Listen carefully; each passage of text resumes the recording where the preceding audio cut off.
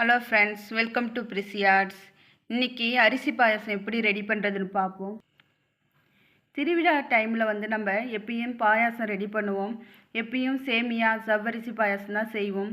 இந்த மாதிரி ஒரு டைம் ட்ரை பண்ணி பாருங்கள். திரும்ப திரும்ப செய்கிற அளவுக்கு இருக்கும். வாங்க எப்படி செய்யுதுன்னு பார்ப்போம். நம்ம இப்போ அரிசி பாயாசம் செய்கிறதுக்கு நான் 2 கைப்பிடி அளவுக்கு பாஸ்மதி அரிசி எடுத்து நல்லா கழுவிட்டு இது ஈரம் போக நல்லா வளர வச்சுருக்கோம். இதை நம்ம மிக்சி ஜாரில் சேர்த்துக்கலாம். இது கொரகொரப்பாக நம்ம மிக்சியில் ஒரு பல்ஸ் மூடில் ஒரு இது போட்டு எடுத்துக்கலாம். பல்ஸ் மூடில் போட்டு அரைச்சி எடுத்துக்கலாம். கொரகொரப்பாக அரைச்சி எடுத்துக்கலாம். இங்கே பாருங்கள், நம்ம இந்த அளவுக்கு இதை கொரகொரப்பாக அரைச்சிக்கிட்டோம். நம்ம இப்போ பாஸ்மதி அரிசி எடுத்துருக்கோம். நீங்கள் பச்சரிசி இல்லை ஜீரக சம்பா அரிசி இருந்தாலும் அதையும் எடுத்துக்கலாம். இந்த மாதிரி நம்ம இப்போ அரைச்சி வச்சுருக்கோம். இப்போ நம்ம அடுப்பை ஆன் பண்ணி ஒரு பேன் வச்சுருக்கோம். அதில் அடுப்பை ஆன் பண்ணி ஒரு 2 ஸ்பூன் நெய் விட்டுருக்கோம். அதில் நம்ம முந்திரி ஆட் பண்ணியிருக்கோம். முந்திரியை நல்லா வறுத்துக்கலாம். நீங்கள் இதில் பாதாம் இருந்தால் கூட ஆட் பண்ணிக்கோங்க. நம்ம இப்போ வெறும் முந்திரியை மட்டும்தான் நம்ம வறுத்து எடுத்துக்க போகிறோம்.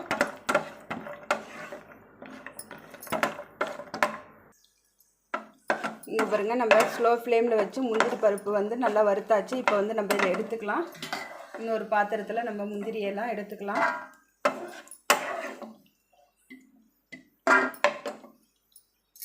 இப்போ நம்ம முந்திரி பருப்பு இப்படிலாம் வறுத்து எடுத்தாச்சு. இப்போ நம்ம பொடி பண்ணி வச்சுருக்கிற அரிசியை இதில் ஆட் பண்ணிக்கலாம். ஸ்லோ ஃப்ளேமில் வச்சுக்கிங்க. ஸ்லோ ஃப்ளேமில் வச்சு தான் இந்த அரிசியை நல்லா வறுத்துக்கலாம். ஒரு 2 நிமிஷம் இதில் வறுத்துக்கலாம்.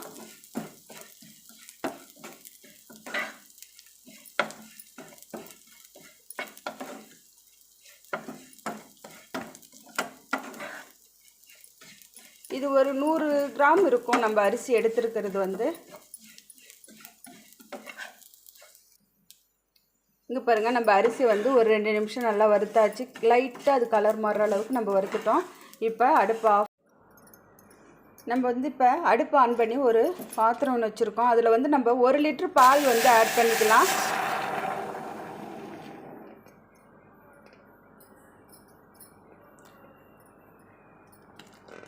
இந்த பால் நல்லா கொதிச்சு வரட்டும். நம்ம இப்போ பாக்கெட் பால் தான். இப்போ நம்ம பால் நல்லா கொதிக்க ஆரம்பிச்சிருச்சு. இந்த ஸ்டேஜில் நம்ம வறுத்து வச்சுருக்கிற அரிசியை இதில் ஆட் பண்ணிக்கலாம்.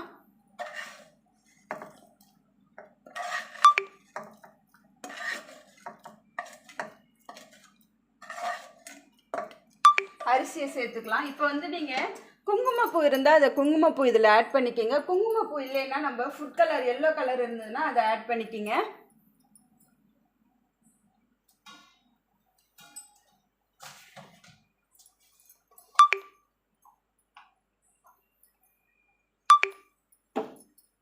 நான் ஒரு பிஞ்ச் அளவுக்கு குங்குமப்பூ இல்லை, அதனால் நான் ஃபுட் கலர் தான் ஆட் பண்ணியிருக்கேன். நீங்கள் அது என்ன இருக்கோ அதை ஆட் பண்ணிக்கிங்க.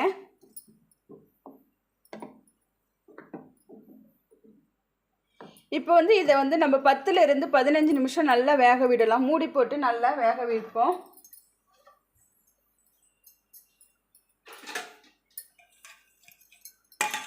அப்போ நடுவில் ஓப்பன் பண்ணி அப்பப்போ நல்லா கிண்டி விடுங்க. ஏன்னா அடியில் போய் தங்கிடும். அதுக்கப்புறம் பார்க்கலாம்.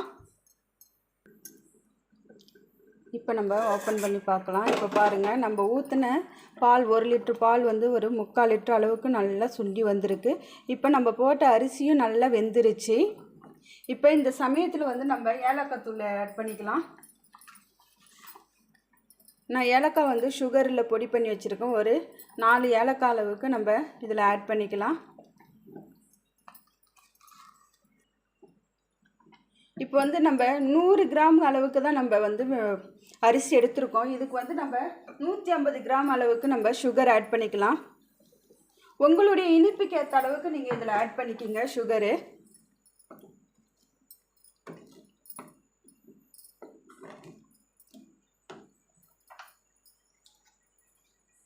இப்போ இதில் 100லேருந்து 50 கிராம் அளவுக்கு நம்ம கண்டென்ஸ் மில்க் இதில் ஆட் பண்ணிக்கலாம். கண்டென்ஸ் மில்க் இருக்கும்போது நல்லா திக்காக நல்லா டேஸ்ட்டாக ரொம்ப நல்லாயிருக்கும். கண்டென்ஸ் மில்க் ஒரு 100லேருந்து 150 ஆட் பண்ணிக்கிங்க.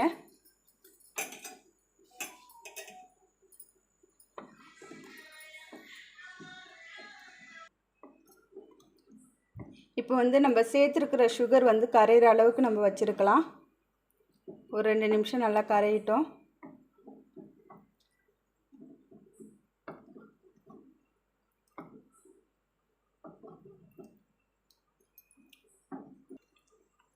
இப்போ நம்ம சேர்த்த சுகர்லாம் நல்லா மெல்ட் ஆகி கரைஞ்சிடுச்சு. இப்போ வந்து நம்ம வறுத்து வச்சுருக்கிற முந்திரி பருப்பை வந்து இதில் ஆட் பண்ணிக்கலாம். அவ்வளோதான், நம்மளுடைய பாயாசம், அரிசி பாயாசம் ரெடி ஆகிடுச்சு. ரொம்ப டேஸ்ட்டாக ரொம்ப நல்லாயிருக்கும். இதை நீங்களும் ட்ரை பண்ணி பாருங்கள். இது உங்களுக்கு ரொம்ப பிடிக்குன்னு நினைக்கிறேன். பிடிச்சா லைக் பண்ணுங்கள், ஷேர் பண்ணுங்கள், இந்த சேனலை சப்ஸ்கிரைப் பண்ணுங்கள். தேங்க்யூ.